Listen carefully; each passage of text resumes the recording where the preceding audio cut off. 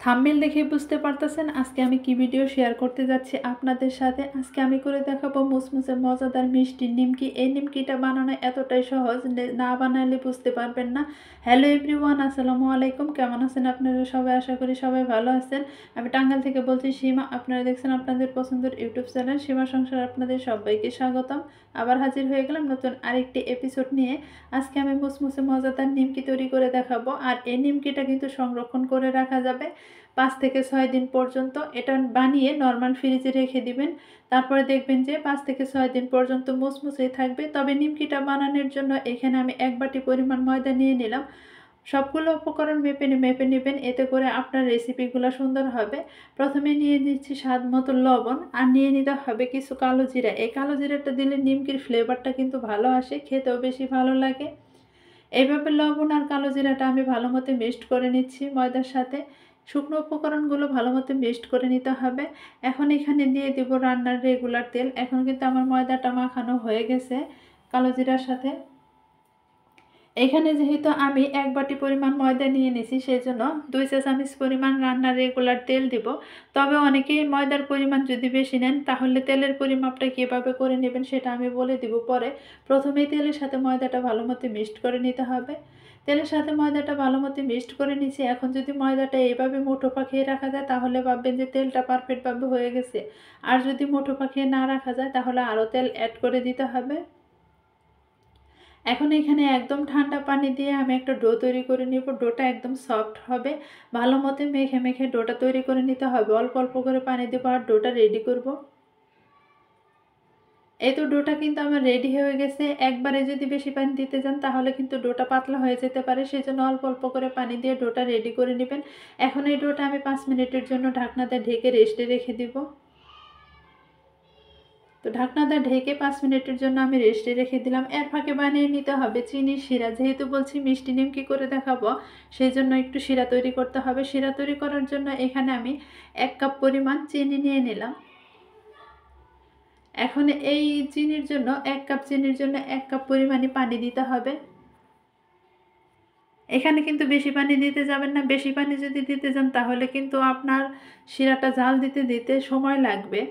যেহেতু আমি 1 কাপ চিনির জন্য 1 কাপ পানি দিয়ে নিয়েছি, সেই জন্য শিরাটা আমার বলক উঠলেই কিন্তু হয়ে যাবে। এখন ঢাকনাটা ঢেকে আমি বলক ওঠা পর্যন্ত অপেক্ষা করব।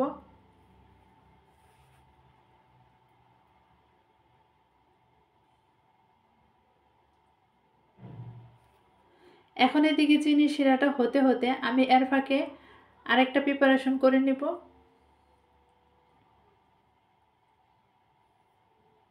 এখন আমার কিছু ব্যাটার তৈরি করতে হবে। যেহেতু নিমকিগুলো একটু ডিজাইন করে করব, সেজন্য একটু ব্যাটার লাগবে। ব্যাটারের জন্য আমি এখানে নিয়ে নিছি ময়দা, আর সাথে নিয়ে নিলাম একটু লবণ। এখন ময়দা আর লবণ ভালো মতো মিক্সড করে একটা ব্যাটার তৈরি করে নিব। পানিটা দিয়ে দিলাম। পানিটা দিয়ে এভাবে আমি ব্যাটারটা তৈরি করে নিচ্ছি। ব্যাটারের ঘনত্বটা আমি দেখিয়ে দিব কীরকম ঘনত্ব করে ব্যাটারটা তৈরি করতে হবে। তো ব্যাটারটা আমার রেডি হয়ে গেছে। দেখেন ব্যাটারের ঘনত্বটা এরকম হবে। এরকম করে ব্যাটারটা তৈরি করে নিতে হবে। আমার কিন্তু ব্যাটারটা রেডি হয়ে গেছে। ব্যাটারটা বানাতে বানাতে ওদিকে আমার চিনি শিরাটাও প্রায় হয়ে আসছে। এই তো চিনি শিরাতে কিন্তু বলক উঠে আসছে। এখন কিন্তু শিরাটা প্রায় হয়ে আসছে। এখন আমি ঢাকনা খুলে একটু দেখিয়ে দিচ্ছি যে চিনি শিরাটার ঘনত্বটা কীরকম হবে। এভাবে কন্টিনিউ নেড়ে চেড়ে তারপর শিরাটা তৈরি করে নেবেন। আর দেখেন পানিটাও একটু লালচে কালার আসছে।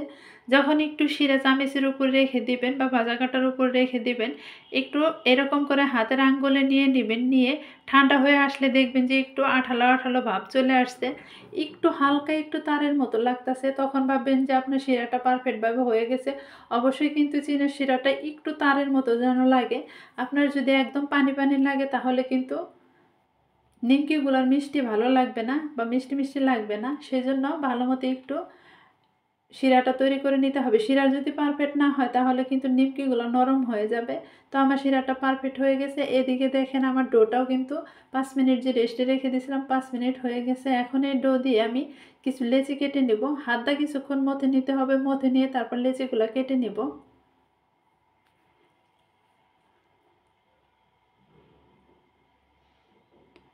এই তো হাতটা কতক্ষণ মুথে নিয়ে তারপর আমি এরকম করে 3টা লেচি কেটে নিছি। এই লেচি দিয়ে কিন্তু রুটি বানিয়ে নিতে হবে। বড় বড় আকারের করে রুটিগুলা তৈরি করে নেব। আমার রুটিটা কিন্তু বানানো হয়ে গেছে। আর দেখেন রুটির ঘনত্বটা কীরকম বা কীরকম মোটা করে করে নিছি। এরকম মোটা করে কিন্তু রুটিটা বানাতে হবে, একদম যেন পাতলাও না হয়, একদম যেন মোটাও না হয়, এরকম করে রুটিটা বানিয়ে নেবেন। মিডিয়াম সাইজের করে রুটিটা বানিয়ে নেবেন। এখন এই রুটিটা আমি কেটে এই পানির বোতলের মুখা দিয়ে কেটে নেব। কেটে ছোট ছোট করে রুটি বের করে নেব। এরকম করে চাপ দিলেই কিন্তু আপনার কেটে নেওয়া হয়ে যাবে। এরকম করে চাপ দিয়ে আমি ছোট ছোট করে রুটি বের করে নেব।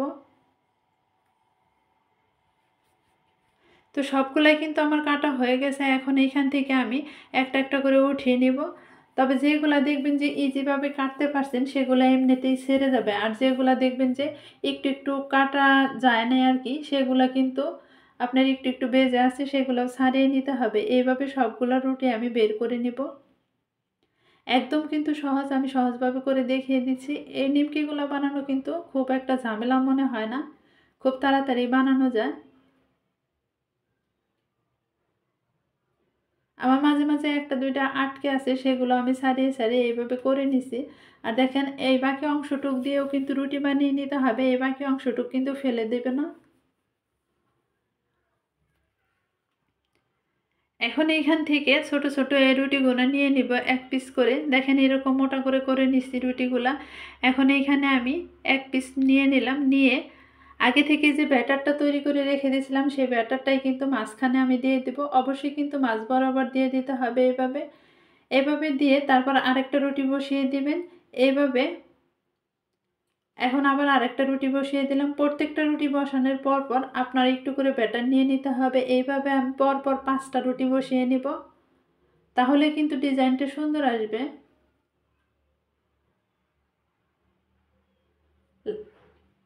লাস্টেরটায় কিন্তু আর ব্যাটার দিতে হবে না। এখন এই কাঠি দিয়ে আমি একটু ডিজাইনটা করে নেব। কাঠি দিয়ে এভাবে চাপ দিয়ে ধরলে দেখবেন যে সুন্দরভাবে ডিজাইনটা হয়ে আসবে। এই কাজটা 2 হাত দিয়ে করলে আরও সুন্দর হবে। যেহেতু আমি এক হাত দিয়ে দেখিয়ে দিচ্ছি, দেখেন এই যে এরকম করে করবেন আর ডিজাইনটা কিন্তু অনেক সুন্দর আসবে। ভাজির পরে দেখবেন আরও সুন্দর দেখা যাবে। আমি আরেকটা দেখিয়ে দিচ্ছি। প্রথমে একটা রুটির অংশ নিয়ে নিলাম, নিয়ে ব্যাটার লাগিয়ে দিচ্ছি, আবার কিন্তু একটা নিয়ে নিচ্ছি, পরপরে এভাবে 5টা নিয়ে নিব। যখন লাস্টের একটা দিব তখন কিন্তু আর ব্যাটার বসাবো না।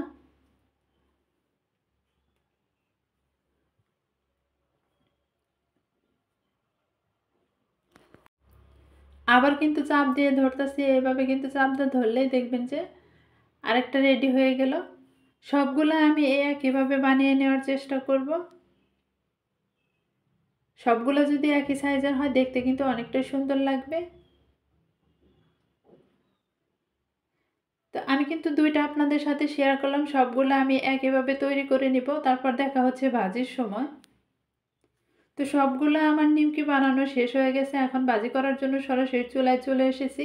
তেলটা ভালো মতো যখন গরম হয়ে যাবে তখন নিমকিগুলা দিতে হবে। এখানে কিন্তু জোরে আছে নিমকিগুলা ভাজা যাবে না, তাহলে কিন্তু নিমকিগুলা পুড়ে যাবে, আবার ভিতরের অংশগুলা কাঁচা থেকে যাবে। সেজন্য অল্প অল্প আছে নিমকিগুলা রেডি করে নিতে ভাজি করে নিতে হবে।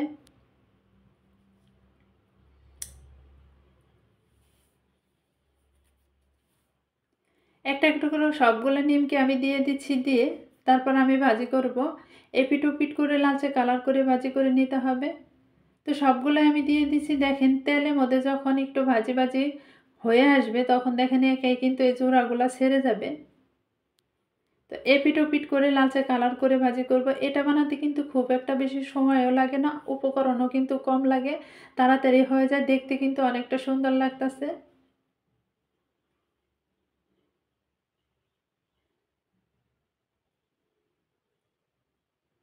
যেগুলাতে তেল আর কি ভরতেছে না আপনি, সেইগুলাতে এইভাবে তেল দিয়ে নিতে পারেন। উপর দিয়ে একটু চামিচ দিয়ে দিয়ে গরম তেল উপরে দিয়ে দিবেন, দেখবেন যে আরও কিন্তু জোড়াগুলো ছেড়ে আসবে। এপিট ওপিট করে লালচে কালার করে ভাজি করে নিলাম, এরকম কিন্তু কালার চলে আসছে। আর এখন তেলটা ঝরিয়ে ঝরিয়ে আগে থেকে যে শিরাটা রেডি করে রেখে দিয়েছিলাম সেই শিরাতে দিতে হবে। আপনাদের শিরাটা যদি ঠান্ডা হয়ে যায় তাহলে শিরাটা আর একটু গরম করে নেবেন। গরম করে গরম গরম শিরাতে গরম গরম নিমকিগুলো দিবেন। তো দেখেন আমি এইভাবে দিয়ে একটু নেড়ে চেড়ে আমি কিন্তু এখনই শিরা থেকে উঠিয়ে নিব নিমকিগুলো। এখানে যদি বেশি সময় নিমকিগুলো রাখতে চান তাহলে কিন্তু নিমকিগুলো নরম হয়ে যাবে। আর শিরাটাও যদি আপনাদের পারফেক্ট না হয় তাহলে নিমকিগুলো কিন্তু মুসমুসে থাকবে না, নরম হয়ে যাবে। সেই জন্য শিরাটাও কিন্তু পারফেক্টভাবে তৈরি করে নেওয়া জরুরি। তো একটা একটা করে আমি শিরাতে ভরিয়ে তারপর কিন্তু উঠিয়ে নিচ্ছি। দেখতেছেন যে যত তাড়াতাড়ি সম্ভব আপনি উঠিয়ে নিতে হবে। তো সবগুলাই নিমকি আমার রেডি। আমি এইভাবে নিমকিগুলো তৈরি করে নিচ্ছি। ভিডিওটা ভালো লাগলে অবশ্যই কিন্তু সাবস্ক্রাইব করবেন, আমার চ্যানেলের সাথেই থাকবেন। আর কমেন্টের মাধ্যমে জানাবেন আজকের এই মিষ্টি নিমকিগুলো দেখতে আপনাদের কাছে কীরকম লাগলো। সামনে কোনো ভিডিও দেখতে চাইলে অবশ্যই কমেন্টের মাধ্যমে জানাবেন, আপনাদের সামনে আমি তুলে ধরার চেষ্টা করব।